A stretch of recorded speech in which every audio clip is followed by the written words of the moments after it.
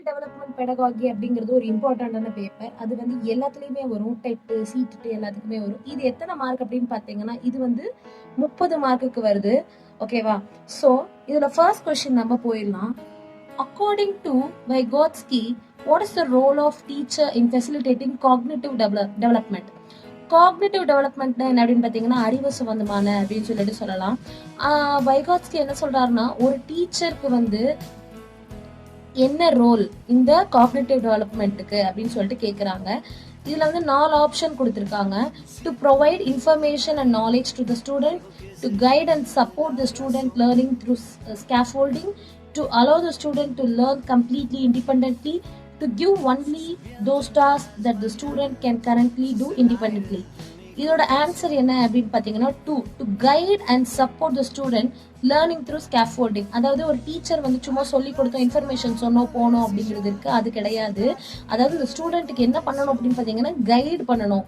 இந்த வழியில தான்ப்பா போகணும் அப்படின்னு சொல்லிட்டு கைட் பண்ணணும், சப்போர்ட் பண்ணணும். ஒரு டீச்சர்னால யாரு அப்படின்னா ஒரு சப்போர்ட்டிவ், ஒரு கைட் அப்படின்னு சொல்லிட்டு சொல்றாங்க, ஒரு வழிகாட்டி அப்படின்னு சொல்றாங்க. புரியும் நினைக்கிறேன் உங்களுக்கு. ஸோ இந்த மாதிரி டீச்சரோட ரோல், இதுக்கு தான் ஹிண்ட், டீச்சர் காக்னிட்டிவ் டெவலப்மெண்ட் அப்படின்னாலே நீங்க கொஸ்டின் புரிஞ்சுக்கலாம். வைகாட்ஸ்கி பொறுத்த வரைக்கும் டீச்சரோட ரோல் என்ன, cognitive development of the students அப்படின்னா, அந்த ஸ்டூடெண்ட்டுக்கு கைட் பண்ணி சப்போர்ட் பண்ணணும். அவன் எப்படிப்பட்ட ஸ்டூடெண்டா இருந்தாலும் அவனுக்கு ஏற்ற மாதிரி சப்போர்ட் பண்ண உன்னால முடியும் அப்படின்னு சொல்லிட்டு அவனுக்கான சில மெத்தட்ஸ் எல்லாம் வந்து கையாளணும். ஸோ இதோட ஆன்சர் இதுதான். ஓகேவா? அதுதான் இந்த பேராலையும் போட்டிருக்கு அப்படின்னு சொல்லிட்டு சொல்றாங்க. அடுத்து second question, which of the following statement about adolescent is not correct? அடலசென்ட்னா என்ன அப்படின்னா, இந்த பருவமடைதல் அப்படின்னு சொல்லிட்டு சொல்றாங்க. ஸோ இதுல வந்து எந்த பாயிண்ட் வந்து நாட் கரெக்ட், தப்பு அப்படின்னு கேட்குறாங்க. கொஸ்டினை கவனமா படிங்க. Which of the following statement about adolescent is not correct? ஓகேவா? ஸோ இந்த இடத்துல தான் நம்ம மிஸ்டேக் பண்ணுவோம். ஸோ கொஸ்டினை கரெக்டாக படிச்சுட்டாலும் நமக்கு ஆன்சர் ஈஸி அப்படின்னு சொல்றாங்க. Adolescence is a social construction.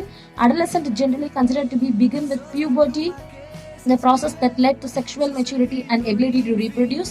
Adolescence is developmental transition between childhood and adulthood, entailing physical, cognitive and psychological change. Children across different cultures usher in and different adolescent in a similar manner. இதுல எது தப்பு அப்படின்னு சொல்லிட்டு கேட்குறாங்க. இதுல என்னன்னா, children, அதாவது இந்த ஃபோர்த் ஆப்ஷன் தான் வந்து இந்த கொஸ்டினுக்கான சரியான ஆன்சர்.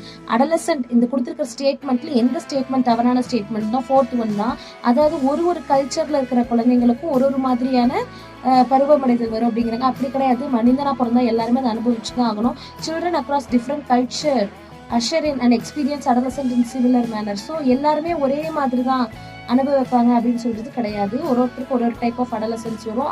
அதில் வந்து இந்த கல்ச்சர்ஸ் அதெல்லாம் வந்து வரவே வராது. ஸோ அதுதான் இதுக்கான ஆன்சர். அடுத்தது போலாமா? Third question. உங்களுக்கு நான் சொல்றது ரொம்ப ஃபாஸ்ட்டாக இருந்துச்சுன்னா சொல்லுங்க, ஆர் ஸ்லோவாக இருந்தால் சொல்லுங்க. ஸோ சின்ஸ் இது எனக்கும் ஃபர்ஸ்ட் டைம் அப்படிங்கிறனால உங்களோட ஃபீட்பேக் அண்ட் கமெண்ட் தான் எனக்கு யூஸ்ஃபுல்லாக இருக்கும். நான் இப்போ அடுத்த கொஸ்டினுக்கு போகிறேன். Sujata participates eagerly in the dance competition only because she is interested in winning the first prize of cash. Sujata is. இந்த கேள்வி என்னன்னு உங்களுக்கு அர்த்தம் புரியுதா? இந்த கேள்வியோட அர்த்தம் என்னன்னா, சுஜாதா வந்து ஒரு டான்ஸ் காம்படிஷன்ல பார்ட்டிசிபேட் பண்ணியிருக்காங்க. ஏன் பார்ட்டிசிபேட் பண்ணியிருக்காங்க அப்படின்னு பார்த்தீங்கன்னா, அவங்களுக்கு ஃபர்ஸ்ட் ப்ரைஸ் வின் பண்ணணும். நல்லா நோட் பண்ணிக்கோங்க. இந்த மாதிரி இந்த கொஸ்டின் அண்டர்லைன் கூட பண்ணி பாருங்க. ஸோ தட் உங்களுக்கு ஒரு ஹிண்ட் இது. ஓகேவா? ஃபர்ஸ்ட் ப்ரைஸ் வின் பண்ணுறதுக்காக மட்டுமே சுஜாதா அதில் பார்ட்டிசிபேட் பண்ணியிருக்காங்க அப்படின்னு சொல்லிட்டு சொல்கிறாங்க. ஸோ சுஜாதா இப்போ என்ன மாதிரியான பர்சன், என்ன மாதிரியான மோட்டிவேஷன் இருக்கிற பர்சன்? 4 ஆப்ஷன் கொடுத்துருக்காங்க. என்னென்னு பார்ப்போம். Intrinsically motivated, extrinsically motivated, mastery oriented learner, failure avoided learner. இதில் பார்த்தீங்கன்னா சுஜாதா எக்ஸ்ட்ரின்சிக்கலி மோட்டிவேட். இன்ட்ரின்சிக்கலினா உட்புறமாக, நம்ம மனசுக்குள்ள ஒரு உத்வேகம் இருக்கும், நாம வரணும், அதுதான் இன்ட்ரின்சிக்கலி. ஆனால் சுஜாதா என்னன்னா எக்ஸ்ட்ரின்சிக்கலினா வெளிப்புறமாக, அதாவது நீ இதை பண்ணா நான் உனக்கு இதை கொடுப்பேன். ஃபார் எக்ஸாம்பிள், நம்ம ஸ்கூல்லலாம் நம்ம அம்மா அப்பா எல்லாம் சொல்லுவாங்க, 10th நீ ஃபர்ஸ்ட் மார்க் வாங்கு, 60% மேலே நீ வெய், ஃபர்ஸ்ட் கிரேட் வா, உனக்கு நான் வந்து ஃபோன் வாங்கி தரேன், நீ கேட்ட ஒரு பொருள் வாங்கி, அந்த பொருளுக்காகவே படிச்சு வாங்குறவங்கலாம் இருப்பாங்க. ஸோ அவங்களுக்கு வந்து நல்லா படிக்கணும், மார்க் வாங்கணுங்கிறது கோலாக இருக்காது. பட் அந்த பொருள் வெளியில் ஏதாவது ஒரு மோட்டிவேஷன் இருந்ததுன்னா அந்த அவுட் சைட் மோட்டிவேஷனுக்காக கிரேவ் பண்ணுறவங்க தான் வந்து எக்ஸ்ட்ரின்சிக்கலி மோட்டிவேட்டட். ஸோ இந்த கேஸில் சுஜாதா வந்து பார்த்தீங்கன்னா எக்ஸ்ட்ரின்சிக்கலி மோட்டிவேட்டட். இந்த வார்த்தையோட அர்த்தம் புரிஞ்சுக்கோங்க. இன்ட்ரின்சிக்கலினா உட்புறமாக, எக்ஸ்ட்ரின்சிக்கலினா வெளிப்புறமாக. ஸோ அவுட் சைட் மோட்டிவேஷனுக்கு ஆசைப்பட்டு தான் சுஜாதா வந்து ஒரு ப்ரைஸ் கிடைக்கும் அப்படின்னு ஆசைப்பட்டு தான் இந்த காம்படிஷன்ல எக்ஸாம்ல ஜெயிச்சிருக்காங்க அப்படின்னு சொல்லிட்டு சொல்றாங்க. இது ரொம்ப இம்பார்ட்டன்ட். ஓகே, அடுத்து fourth one, in order to address the individual difference among learners a teacher should. அதாவது இந்த கொஸ்டின் என்னன்னு புரியுதா? In order to address individual difference among learner, அதாவது ஒரு லேர்னருக்கும் ஒரு இண்டிவிஜுவல் டிஃபரன்ஸ் இருக்கும். ஒரு கிளாஸ்ல ஒரு 10 ஸ்டூடெண்ட் இருக்கான்னா ஒருவருக்கும் ஒரு விதமான படிப்பு ஏறும். ஒருத்தர் சூப்பரா படிப்பான், ஒருத்தன் கிளாஸ் ஃபர்ஸ்டா இருப்பான், ஒருத்தர் வந்து ஆவரேஜா படிப்பான், ஒருத்தர் வந்து ஸ்லோ லேர்னரா இருப்பாங்க. ஸோ இப்படி ஒரு ஸ்டூடெண்ட்ஸை பத்தியும் புரிஞ்சுக்க, அவங்களை இப்படிப்பட்டவங்கன்னு குறிப்பிட டீச்சர் என்ன பண்ணணும்? So the first option, acknowledge differences as abnormal and kind of deficit. அக்னாலேஜ்னா ஃபர்ஸ்ட் ஒத்துக்கிறது, அதாவது டிஃபரன்சஸ் அப்படிங்கிறது வந்து அப்நார்மல், அது ஒரு குறைபாடு அப்படிங்கிறது. அப்படியா டிஃபரன்சஸ் குறைபாடா? ஸோ இதுல நீங்க வந்து அர்த்தத்தை புரிஞ்சுக்கணும் ஒரு ஆப்ஷனுங்க. Second option, be indifferent towards individual differences. Third option, consider differences as obvious feature of human diversity. Fourth one, implement a rigid and uniform curriculum for all learners. So இதில் என்ன ஆன்சரா இருக்கும்னு கெஸ் பண்றீங்களா? ஓகே, நானே சொல்றேன். இதுல answer வந்து third one தான். இதுல பாத்தீங்கன்னா ஃபர்ஸ்ட் ஒன் வந்து என்னன்னு சொல்லிட்டேன். செகண்ட் ஒன் வந்து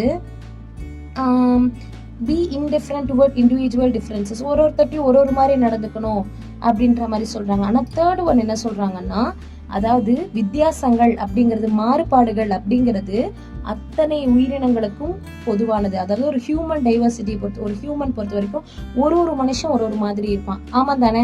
அதை என்ன பண்ணிக்கணும்னு சொல்றாங்க, நம்ம அக்செப்ட் பண்ணிக்கணும்னு சொல்றாங்க இல்லையா? அதுதான் consider differences as obvious feature of human diversity. நம்ம கிளாஸ்ல ஒரு பையனும் ஒரு மாதிரி தான், ஒரு பொண்ணும் ஒரு மாதிரி தான். அவங்களுக்கு ஏத்த மாதிரி தான் நம்ம சொல்லி கொடுத்து அந்த குழந்தைங்களை தட்டி கொடுக்கணும். எல்லாரையும் ஒரே மாதிரி, எல்லாரையும் ஒரே இடத்துல உட்கார வச்சு ஒரே மாதிரி அந்த சப்ஜெக்டை கொடுத்து ஒரே மாதிரி படிக்க வச்சா வராது. கொஞ்சம் ஸ்லோவா படிக்கிற பையனையோ பொண்ணையோ கூப்பிட்டு பக்கத்துல உட்கார வச்சு, என்னப்பா உனக்கு புரியலையா, நீ என்கிட்ட பண்ணி, நல்லா படிக்கிற பசங்கள்லாம் கொஞ்சம் ஸ்லோவா படிக்கிற பசங்களுக்கு ஹெல்ப் பண்ண சொல்லி, இந்த மாதிரி டிஃபரன்சஸை புரிஞ்சுக்கிட்டு அதுக்கேற்ற மாதிரி செயல்படணும் அப்படின்னு சொல்லிட்டு சொல்றாங்க. புரியுதா? அடுத்தது போலாம். ஃபிஃப்த் கொஸ்டின் என்னன்னா, Jean Piaget believed that knowledge is. Jean Piaget அப்படிங்கிறவர் நாலேஜ்னா என்ன அப்படின்னு நம்புறாரு அப்படின்னா 4 ஆப்ஷன் கொடுத்துருக்காங்க. First option, constructed by the child rather than being passed passively from the environment, innate and given rather than acquired through interactions. Third option, co-constructed in interaction with more knowledgeable others.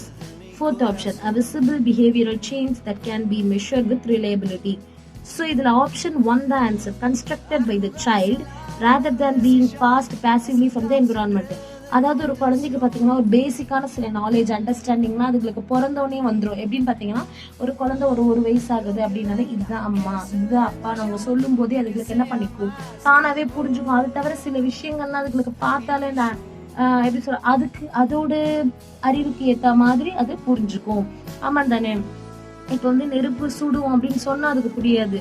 போய் கையில வச்சு சுட்டுட்டதுக்கு அப்புறம் அதுக்கு என்ன தோணும், அதோட அறிவுக்கு புரிஞ்சதுக்கு அப்புறம் அது நெருப்புன்னு தெரியுதோ இல்லையோ, அதுக்கான அது கெட்டது, அது போகக்கூடாதுன்னு அது ஒரு தடவை அனுபவப்பட்டோன்னே தெரிஞ்சுக்கும் இல்லையா? ஸோ அதே மாதிரி constructed by the child rather than being passed from the environment. என்விரான்மெண்ட்ல சொல்லி கொடுக்கறதுக்கு முன்னாடியே அந்த சைல்டு அதுக்கு தெரிஞ்ச மாதிரி, அதோட அறிவு வளர்ச்சிக்கு ஏற்ற மாதிரி, அதோட புரிதலுக்கு ஏற்ற மாதிரி அதுக்கு நாலேஜ் இருக்கும், அது புரிஞ்சுக்கும் அப்படின்னு சொல்லிட்டு சொல்றாங்க. இதுக்கு வெளியிலேயே ஒரு என்விரான்மெண்ட் வந்து அது இன்ஃப்ளூயன்ஸ் பண்ணணும்ன்ற அவசியம் இல்லை அப்படின்னு சொல்லிட்டு யாரை நம்புறாங்க அப்படின்னு பார்த்தீங்கன்னா, ஜீன் பயகட் அப்படிங்கிறவர் நம்புறாரு அப்படின்னு சொல்லிட்டு சொல்லியிருக்காங்க. அடுத்தது, in a progressive classroom assessment is. ப்ராக்ரெசிவ்னா என்ன அப்படின்னு பார்த்தீங்கன்னா, முன்னோக்கி அப்படின்னு சொல்றோம். ஓகே, பாசிட்டிவா, ஓகேவா, ஃபார்வர்டா போறது. ஒரு கிளாஸ் ரூமை முன்னோக்கி கொண்டு போனோம் அப்படின்னா அந்த கிளாஸ் ரூம் அசஸ்மெண்ட் எப்படி இருக்கணும்? அசஸ்மெண்ட்னா என்ன அப்படின்னு பார்த்தீங்கன்னா, டெஸ்ட்டு, அந்த நம்ம பசங்களுக்கு டெஸ்ட்டு எக்ஸாம் எல்லாமே வைக்கிறோம்ல ஸ்கூல்ல. ஸோ அதுதான் வந்து என்ன சொல்றாங்கன்னா அசஸ்மெண்ட்.